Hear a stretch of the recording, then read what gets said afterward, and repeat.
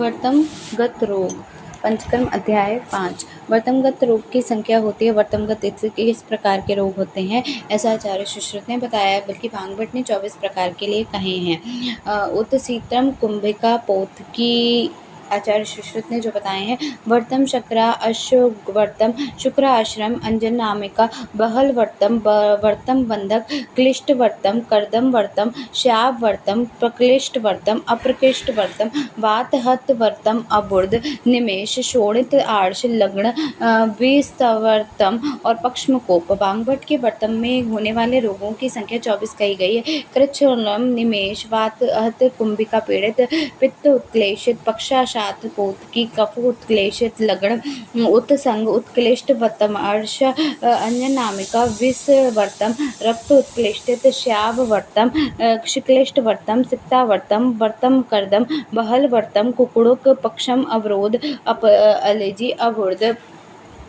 सुश्रुत और भांगभट्ट ने जो बताए हैं वो है उत्संगिका त्रिदोषज है लेखन करते हैं, कुंभिका त्रिदोषज है लेखन करते हैं, पोतकी कफ से होता है लेखन करते हैं, वर्तम शक्रा त्रिदोष है लेखन करते हैं, अर्शोवर्तम त्रिदोष है छेदन करते हैं, शुक्राश्र त्रिदोष है छेदन करते हैं, अंजन नामिका रक्त है भेदन करते हैं, बहल वर्तम त्रिदोष है लेखन करते हैं, वर्तम बंध त्रिदोष है लेखन करते हैं, क्लिष्ट वर्तम रक्त है लेखन करते हैं, कर्दम वर्तम त्रिदोष है लेखन करते हैं, शाप वर्तम त्रिदोष है लेखन करते हैं, प्रकृष्ट वर्तम कफ है अशस्त्रकृत है, अप्रकृति वर्तम त्रिदोष है अशस्त्रकृत है, वात हत वर्तम वात से है असाध्य है, अबुर्ध त्रिदोष है छेदन करते हैं, निमेष वात है असाध्य है, शोणताश रक्त है असाध्य है, लग्न कफ है भेदन करते हैं, सवर्तम त्रिदोष है भेदन करते हैं, पक्ष्मकोप त्रिदोष है याप्य है। वर्तम रोगों की संप्राप्ति प्रकोपित दोष पृथक पृथक या सभी एक साथ मिलकर वर्तम स्थित शराओं को व्याप्त कर वर्तम में स्थित होकर तथा वहां के मांस और रक्त को बढ़ाकर वर्तम भाग में रोग उत्पन्न करते हैं। उत्संगिका अधोवर्तम में गोद में भीतर की ओर जिसका मुख हो किंतु बाहर की ओर उभरी हुई हो, इन्हीं लक्षणों वाली अनेक पिंडिकाओं को गिरी हुई पिंडिका को उत्सीर्ण कहते हैं। ये त्रिदोष साध्य व्याधि है। रक्त के कारण वर्तन को लाल वर्ण की पिंडिका उत्पन्न होती है। ऐसी अनेक पिंडिकाएं के व्याप्त से उत्संग कहते हैं। विधेय मतानुसार पिंडिका के फूटने पर मुर्गी के अंडे के सदृश स्राव निकलता है। चिकित्सा सुश्रुत ने उत्संगिका का लेखन साध्य व्याधि बताया है। उत्संग और अंजनामिका के भेदन और पीड़न के बाद लेखन करके तगर एला सैंधव मनचीला और मधु को मिलाकर प्रतिसारण करते तथा हरिद्रा मधुक पटोल लोद्र को मधु में मिलाकर परिषेक करना चाहिए। लेखन विधि लेख्य रोग 9 है। इनमें सामान्य चिकित्सा विधि है, रोगी को स्नेहन करा के वमन करावे, तत्पश्चात विरेचन देकर निवात स्थान पर उत्तान लिटा दे, शुभ चिंतक दृढ़ता पूर्वक पकड़ ले, तत्पश्चात वाम हाथ के अंगुष्ठ और अंगुली वर्तम को उल्टा करके सुकृष्ण जल में भिगोए, वस्त्र से वर्तम का स्वेदन करे, तत्पश्चात उल्टे हुए वर्तम को वस्त्रांतरित अंगुली और अंगुष्ठ से पकड़े जिससे कि वर्तम हिले नहीं। पश्चात वर्तम को वस्त्र से पोंछकर मंडा आकार शस्त्र शैफलिका पत्र आदि द्वारा प्रक्षालन लगाएं। शैफलिका पत्र जवरिका पत्र से लेखन कर्म कराना चाहिए। फिर लेखन द्वारा स्त्रुत होने वाले रक्त के स्थिर होने पर स्वेदन करके मेंसिल कासी सोट परिच पिपली रसायन में शहद मिलाकर प्रतिसारण करके तत्पश्चात मंदो उष्ण पानी से उस वर्तम का प्रक्षालन कर घृत से सिंचित करके व्रणव्रत उपचार करें। 3 दिन के बाद नेत्र का स्वेदन अपीड़न नस्य आदि करें। यह लेखन कर्म को विस्तार से विधि है। सम्यक लेखन वर्तम लक्षण रक्तस्राव तथा अन्य स्रावों से रहित, कंडू तथा शोक से रहित होने पर वर्तम का समतल होना तथा नख के समान वर्तम होना, ये समलिखित वर्तम के लक्षण हैं।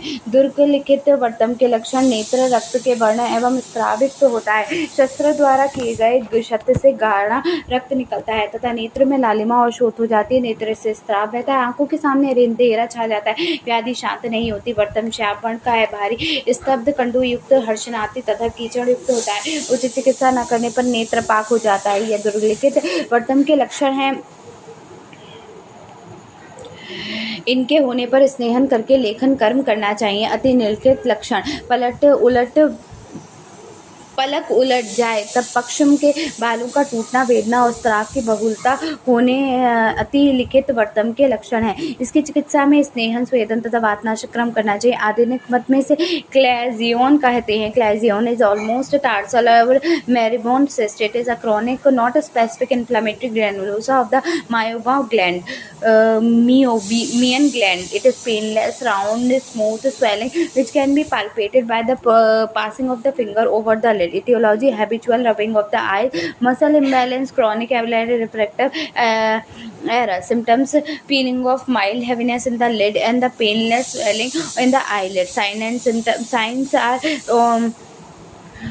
small cystic or hard swelling is seen on the lid a little away from the lid margin. On everting the lid, the tarsal conjunctiva over the swelling appears purple or velvety left. Chasuble may be single or multiple. A large sangule on the upper lid may be press corona and causes the blurred vision. The treatment: a very small cannula may undergo the resolution. The hot compressor, the topical antibiotic and anti-inflammatory drops, the injections of long-acting steroid is reported to cause the resolution. In about 50% cases, bigger cannula should be incised vertically through the tarsal conjunctiva after the application of local anesthesia and content and curated out of the with the chasuble scoop to avoid the reoccurrence. Its cavity should be catheterized with the carbolic acid. कुंभी पिंडिका: आचार्य सुश्रुत के अनुसार वर्तम पर कुंभी अनार के बीज के समान स्वरूप की पिंडिका उत्पन्न हो जाती है जो कि फूटने के बाद पुनः फूल जाती है। यह त्रिदोष से साध्य व्याधि है।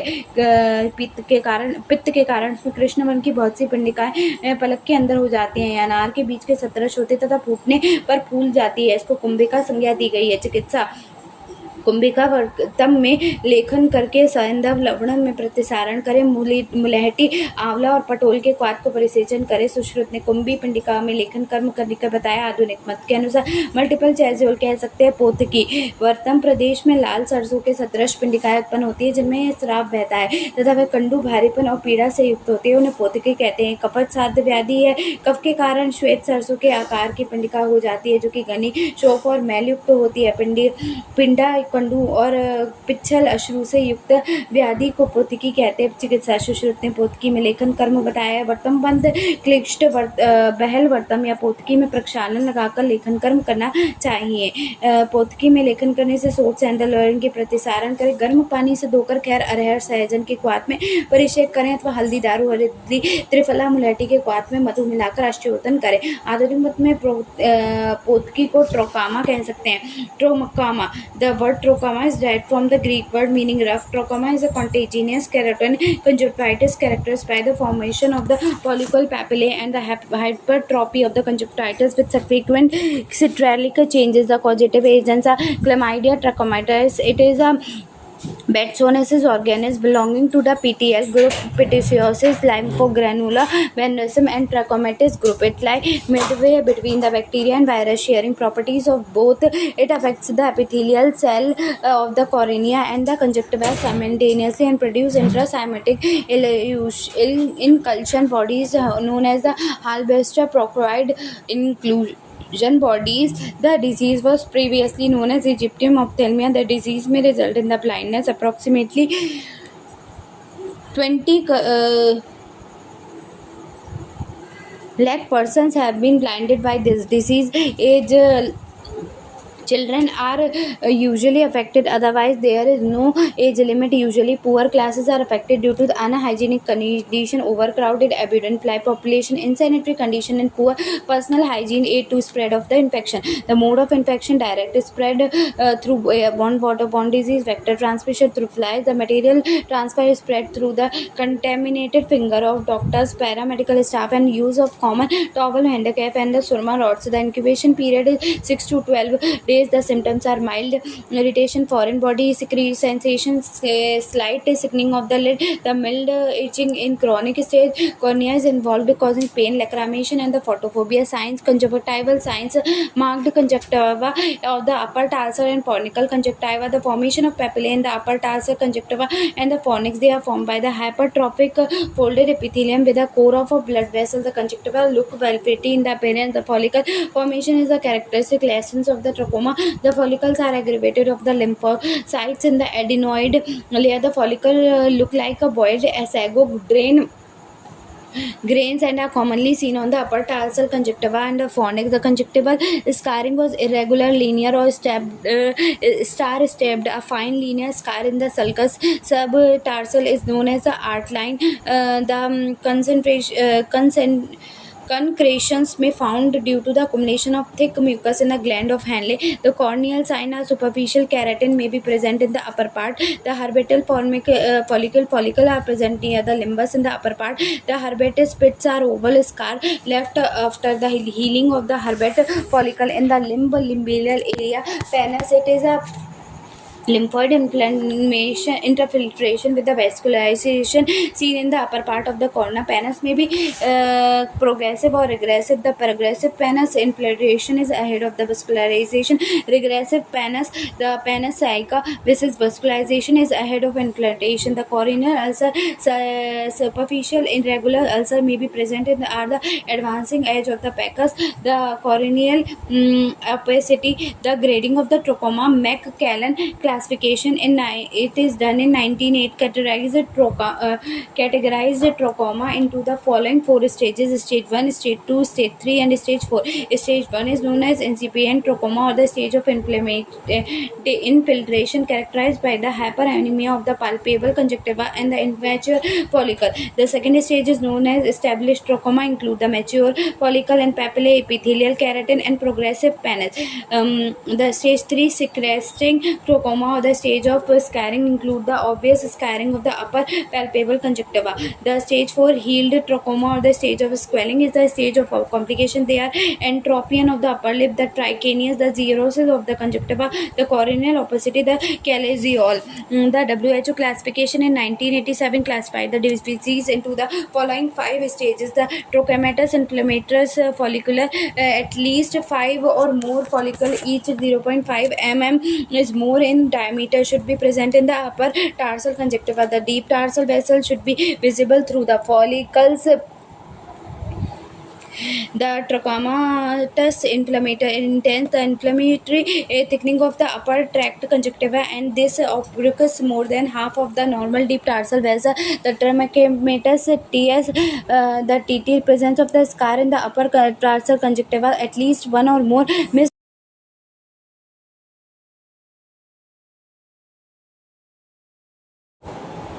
eyelashes rub against the eyeball, evidence of the recent removal of the interned eyelashes. The coronal opacity, the visible coronal capacity is present on the pupil. The diagnosis clinical, at least a set of 2 signs should be present out of the following: the conjunctival follicle or papillae, the epithelial keratin near the superior limbus, the penis progressive or regressive, the scarring of the upper tarsal conjunctiva. The treatment prophylactic, the care of the personal hygiene, the health education, the avoid kajal, surma, etc. The therapeutic sulfacetamide 20% eye drops 3 times a day for 6 weeks. Tetracycline or erythromycin 250 mg orally 4 times a day for 3 to 4 weeks. 1% tetracycline or 1% erythromycin eye ointment 4 times a day for 6 weeks. Blanket antibiotic therapy. The WHO suggested this is an endemic area to minimize the intensity and severity of the infection. This includes the application of 1% tetracycline ointment twice daily for 5 days in month for 6 months. The treatment of the complication, the mechanical expression of the follicle by the roller. The concentration should be removed with the hypodermic needle. The conjunctival xerosis should be treated by the installation of the artificial tears. The trichitis may be corrected by elevated electrolysis or cryolysis.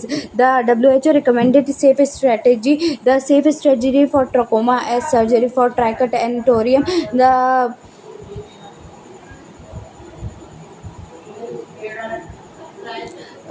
antibiotic for the acute infection, the facial cleanness, environmental sanitization. वर्तम प्रदेश में खरवा स्थूल पिंडिका जो अन्य सूक्ष्म एवं गण्य पिंडिकाओं में व्याप्त रहती है, उसे वर्तम चक्रा कहते हैं. यह त्रिदोष साध्य व्याधि होती है। वाग्भट ने वर्तम चक्रा सिक्ता का वर्तम के नाम से वर्णन किया है, जिसमें पलक के अंदर रेती के समान खुरदरी रुक्ष पिंडिकाएं होती हैं। इसमें सिक्ता वर्तम कहते हैं। चिकित्सा है सुश्रुत और वाग्भट ने इसमें लेखन कर्म बताया है। कुंभिकर्णी वर्तम चक्रा उत्सादिका को प्रथम शस्त्र से काटकर तत्पश्चात लेखन करना चाहिए। मॉडर्न में इसे कंजक्टिवाइज कंक्रीटेशन कहा जाता है। अर्शो वर्तम वर्तम प्रदेश में ककड़ी के बीज के सदृश मंद वेदना युक्त सूक्ष्म तथा खर पिंडिका उत्पन्न होती है, उसे अर्श वर्तम कहते हैं। त्रिदोष साध्य व्याधि होती है। वर्तम के भीतर अर्श जैसी अधिमास की अवस्था पैदा हो जाती है, जो स्पर्श में कठोर स्निग्ध दाह तथा पीड़ा युक्त होती है। रक्त की विकृति के कारण रक्त वर्णिका तथा रक्त का स्राव भी होता है तथा छेदन पश्चात बार बंब बढ़ जाता है। चिकित्सा सुश्रुत ने अशोक वर्तम में छेदन कर्म का उल्लेख किया। वाग्भट ने असाध्य व्याधि बताया। आधुनिक मत के अनुसार ग्रैनुलोमा ऑफ लिड कह सकते हैं। शुष्क अर्शद इसमें लंबे खुरदुरे कठिन अति कष्टदायी अंकुर पलक के अंदर होते हैं, इसको शुष्क अर्श कहते हैं। त्रिदोष साध्य होते हैं। वाग्भट ने इसका वर्णन नहीं किया। चिकित्सा सुश्रुत ने इसमें छेदन कर्म बताया। आधुनिक मत से पॉलिप ऑफ कंडक्टिव कह सकते हैं। अंजन नामिका वर्तम प्रदेश में ताम्र वर्ण की स्पर्श में मधु छोटी पिंडिका हो जाती है, जिसमें दाहत होता तथा अल्प पीड़ा होती है। यह रक्त साध्य व्याधि होती है। रक्त के कारण ताम्र की पिंडिका पलक के बीच के या किनारों पर होती है। यह कंडु जलन पीड़ा करने वाली स्थिरता तथा मूंग के प्रमाण की होती है। इसे अंजना नामिका कहते हैं। चिकित्सा स्वेदित कर भेदन करके पुआ निकालते हुए तत्पश्चात मेंसिल इलायची तगर संदर्भ लवण और शहद से प्रतिसारण करें। यदि अंजानेमिका स्वयं भिन्न न हुई हो तो शस्त्र कर्म का आघात लेकर उसका भेदन कर दें। रसा अंजन तथा मधु का प्रतिसारण कर दीप शिखा से उत्पन्न उष्ण अंजन को लगाएं। आधुनिक पद से स्टाइप कह सकते हैं। Stye is an acute cum suppurative inflammation of the follicular fan eyelashes or associated gland of Zeus and mole. It is caused by the Streptococcus aureus. Is common in the children and young adult. Eye strain due to the muscle imbalance of or refractive error. The chronic blepharitis and the diabetes mellitus refractive error are usually associated with recurrent style habitual rubbing of eyes. The metabolic factors, excessive intake of alcohol and carbohydrate also act as predisposing factor. Symptoms: acute pain and swelling of the lid margin, the mild lacrimation, the photophobia, signs swelling, redness and marked edema of the affected lid, marked tenderness at a point of inflammation on the lid margin. The finally a white pus point become the visible on the lid margin in relation to affect the axilla. Treatments are hot fomentations for the 3-4 times a day, antibiotic, eye drop and ointment, analgesic and anti-inflammatory drug, control pain and inflammation, evacuation of the pus by pulling the involved eyelashes and the horizontal incision, corrections of the refractive error if any. बहल वर्तम, इसमें वर्तम के चारों ओर समान वर्णयुक्त तथा समान आकृति की पिंडिकाएं हो जाती हैं। ये त्रिदोष साध्य व्याधि है। बहल वर्तम के वर्तम समान वर्ण मांस के भर जाते हैं, वर्तम बहल भारी हो जाते हैं। चिकित्सा सुश्रुता वाग्भट के लेखन कर्म बताया। आधुनिक में मल्टीपल चैलेंज कर सकते हैं। वर्तम बंद, जो मनुष्य खुजली वाले कुछ सुई चुभने किसी पीड़ा युक्त वर्तम शोफ से नेत्र को पूर्ण रूप से बंद कर नहीं कर सकते, उन्हें यह व्याधि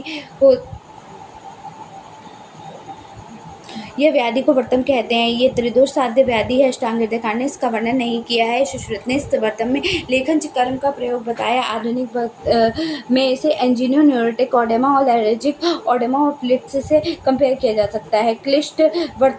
क्लिष्ट वर्तम में वर्तम मृदु अल्प वेदना युक्त ताम्र वर्ण का शोथ रहित तथा अकस्मात बिना कारण के रक्त वर्ण का हो जाता है। रक्त असाध्य व्याधि होती है। चिकित्सा लेखन कर्म किया जाता है। वर्तम बंद, क्लिष्ट वर्तम, बहल वर्तम और पोतकी में प्रक्षालन करने का लेखन करना चाहिए। आधुनिक मत में जनरलाइज्ड ओडेमा ऑफ लिड्स से कंपेयर किया जाता है। वर्तम कर्दम क्लिष्ट वर्तम में दुष्ट रक्त और जब पित्त के साथ मिलकर विदगत होता है तब वर्तम के अत्यंत क्लेद व मैल होता है, इसको वर्तम कर्दम कहते हैं। त्रिदोष साध्य व्याधि कीचड़ के समान काले वर्ण के वर्तम को वर्तम कर्दम कहते हैं। चिकित्सा है कि वर्तम कर्दम से लेखन कर्म होता है। म्यूकोप्लूरेंट कंजक्टिवाइटिस कहते हैं श्याप वर्तम, जिसमें वर्तम बाहर तथा अंदर से श्याप वर्ण का हो जाए तथा उसमें शोथ वेदना दाह कंडू क्लेद उत्पन्न हो जाए, उसे श्याप वर्तम कहते। त्रिदोष साध्य व्याधि है। रक्त व्याधि रक्त धातु की विकृति से जो पलक श्राव वर्ण पीड़ा युक्त क्लेद और शोफ से युक्त उसे क्षावर्तन कहते हैं। चिकित्सा है सुश्रुत वांगभट में इस लेखन कर्म का उल्लेख किया जाता है। आधुनिक पद में इन्फ्लेमेटरी कंडीशन ऑफ लिड से कहते हैं क्लीन वर्तम क्लीन वर्तम। इसमें वर्तम का बाहरी भाग वेदना रहित तथा शोथयुक्त किंतु वर्तम का आंतरिक भाग क्लेद तथा स्त्रावयुक्त रहता है एवं इसमें कंडू एवं सूची वेदवत पीड़ा होती है। कवच व्याधि साध्य है। अष्टांग कांड ने इसका वर्णन नहीं किया है। चिकित्सा स्वेदन स्नेहन विरेचन आदि कर्म शरीर की शुद्धि करके पश्चात अंजन अष्टोत्तन नस्य धूम्रपान करना चाहिए। आंवले के पत्ते तथा फल को ताम्र पत्र में पकाकर अंजन के रूप में आंख पर प्रयुक्त बांस की जड़ को ताम्र पत्र में पकाकर रसक्रिया करके वर्ती बनाकर आंख में अंजन लगाए। आधुनिक पद में इसे सिंपल एलर्जिक कंजक्टिवाइटिस कहा जाता है। अक्लीन बर्तन अपरिक्लीन बर्तन जिसमें बार बार धोने पर भी पलक चिपक जाती है तथा पाक ना हो उसे अक्लीन बर्तन कहते हैं। वांगभट ने इसका वर्णन नहीं किया। सन्निपात साध्य व्याधि है। समुद्र फेन सैंधव लवण शंखक भस्म मूंग और श्वेत मरीच को चूर्ण करके अंजन रूप में आंख में प्रयुक्त करें। यह निर्वात कंडू और अक्लीन वर्तम को शुद्ध शीघ्र नष्ट कर देता है। इन योगों को दोष अनुसार क्लिष्ट वर्तम भी प्रयुक्त करते हैं। तो तदरसांजन काजल को ताम्र के पात्र में गुलाब जल या साधारण जल से घिसकर सूखा घृत से युक्त कर अंजन आंखों में लगाएं। त्रिदोष साध्य व्याधि होती है। आधुनिक मत से इसे क्रोनिक बैक्टीरियल कंजक्टिवाइटिस कह सकते हैं। पिल्ल रोग आचार्य विधेय एवं डल्हड़ के अनुसार अपरिक्लीन वर्तम को पिल्ल संज्ञा दी गई है। वांगभट ने सर्वाक्षी रोग प्रतिषेध अध्याय में पिल्ल रोग का वर्णन किया है। पिल्ल रोग की गणना कफज उत्कृष्ट वर्तम पित्त उत्कृष्ट वर्तम रक्त उत्कृष्ट वर्तम सनिक पात उत्कृष्ट वर्तम कुकुंडक पक्षुम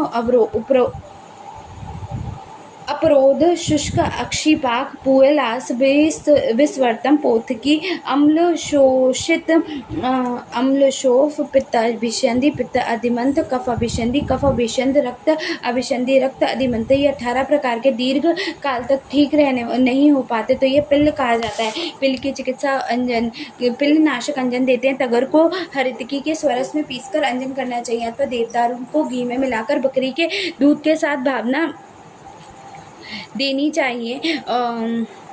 देकर छाया में सुखाकर इसका अंजन करना चाहिए। पिल्ल रोग का रूप धारण कर लेने के बाद उस रोगी को स्नेहन कराकर वमन कराएं। उसके बाद सिरावेद कराकर दूषित रक्त को निकाल दे। पुनः स्नेहन कराकर उस रोगी को विरेचन कराएं। तदंतर उसमें वर्तमों का तब तक लेखन कराएं तब तक कि रोग शांत ना हो जाए। वातहत वर्तम संधि के मुक्त हो जाने से वर्तम चेष्टा रहित हो जाते हैं अर्थात स्वाभाविक कारण नष्ट हो जाते हैं। वर्तम खुली रहती अवस्था में रहते हैं उसे वातहत कहते हैं तथा इसमें पिंडिका पीड़ा हो सकती है और नहीं भी हो सकती है। वार्तिक असाध्य व्याधि है जिसमें पलकें पूर्ण रूप से बंद नहीं होती हैं। संधि शिथिल होती है और चेष्टा रहित होती है उसमें वातहत होती है। सुश्रुता वांगभट ने इसकी चिकित्सा का वर्णन नहीं किया। वांगभट मत अनुसार वातहत का पिटोसिस के साथ सामान्य किया जाता है। सुश्रुत ने वातहत के जो लक्षण वर्णित किए हैं वही इसके अनुसार उसे लेगोफेटलस कहते हैं। Lagophthalmos it is a condition in which palpable apparatus cannot be closed properly when the eyes are shut. Paralysis of orbicularis oculi muscle, sympalibrum, addition of lids to the eyeball, the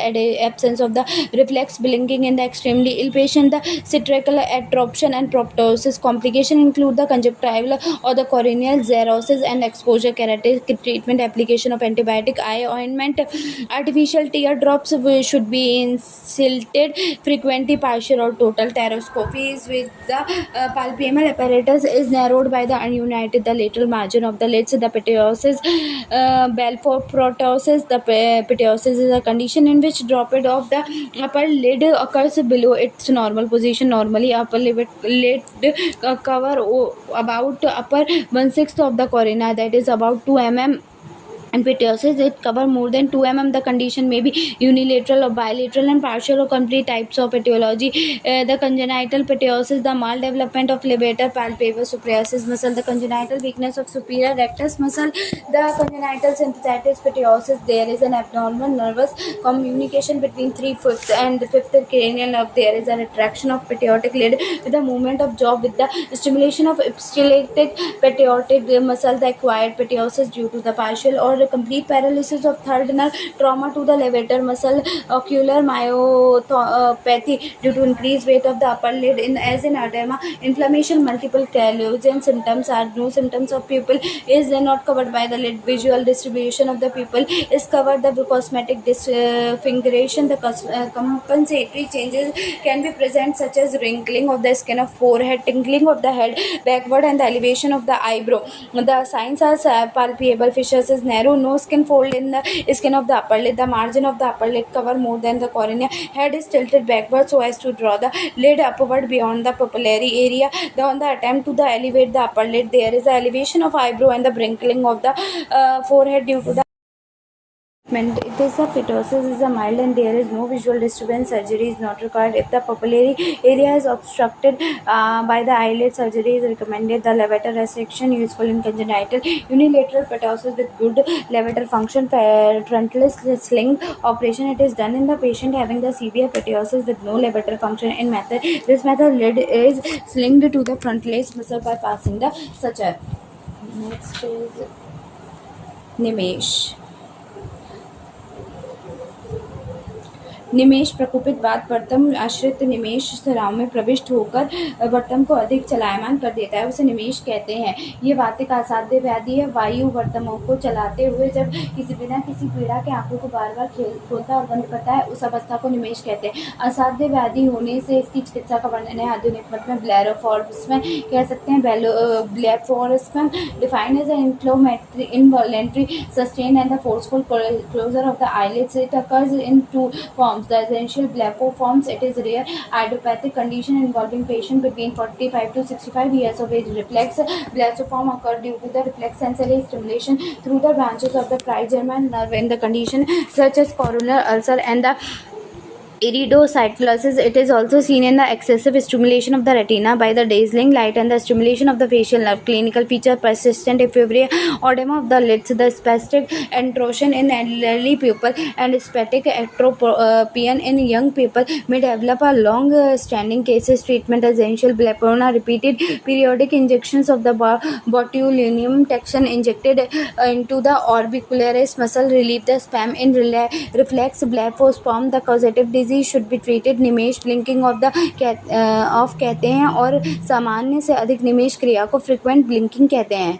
blinking is involuntary movement of lids normally rated about 12 to 16 blinks per minute. Causes of rapid blinking of eye lids are dry eyes, foreign body in the eye, lens infection, spans of eyelids. Psychology treatment: treat the underlying cause.